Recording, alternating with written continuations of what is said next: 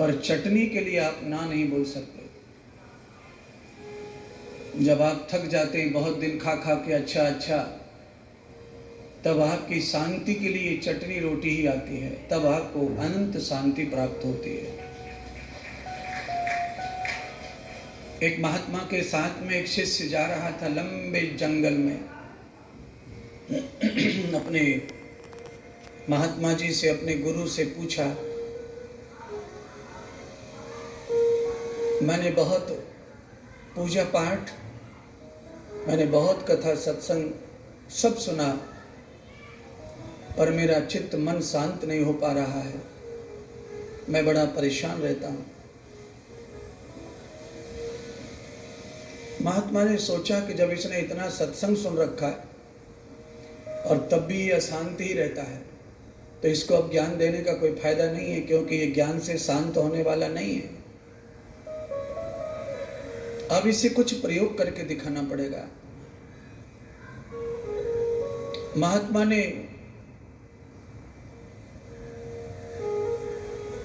अपने शिष्य के हाथ में एक ऐसा बड़ा पत्थर पकड़ा दिया जो शिष्य चल नहीं सकता, इतना भारी पत्थर दे दिया।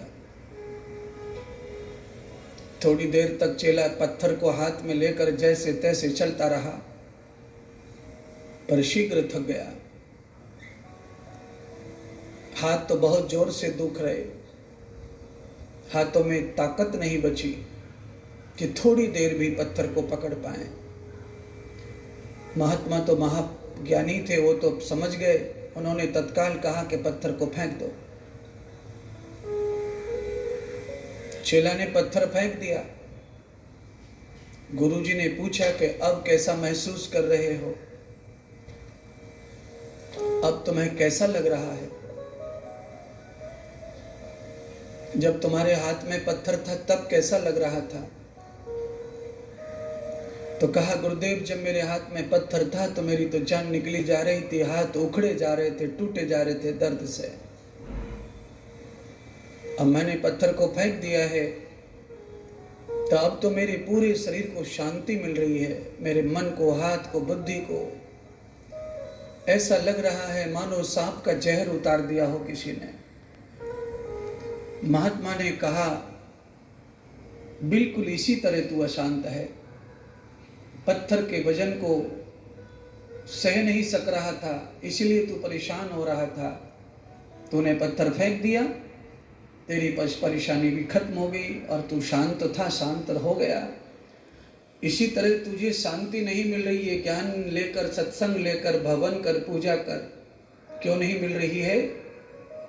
क्योंकि तूने संसार को अपने ऊपर लाद रखा है और वो संसार तुझसे चल नहीं रहा, इसीलिए तू अशांत रहता है। न पूजा काम आती, न ध्यान काम आता, न हवन काम आता, न कथा काम आती।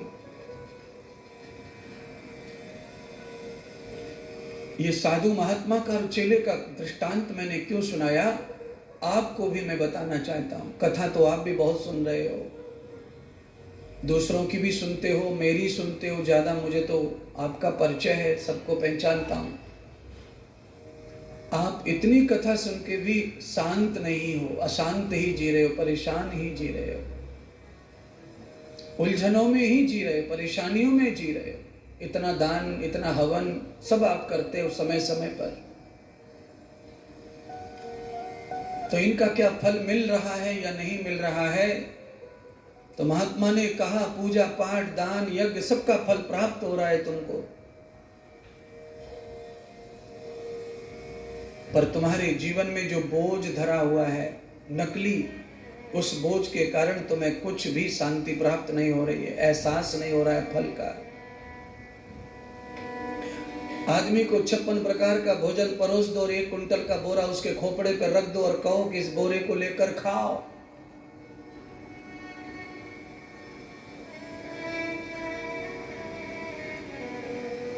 वो ये कहेगा 56 प्रकार का भोजन हटा लो, चटनी रोटी दे दो, पर ये बोझ हटाओ।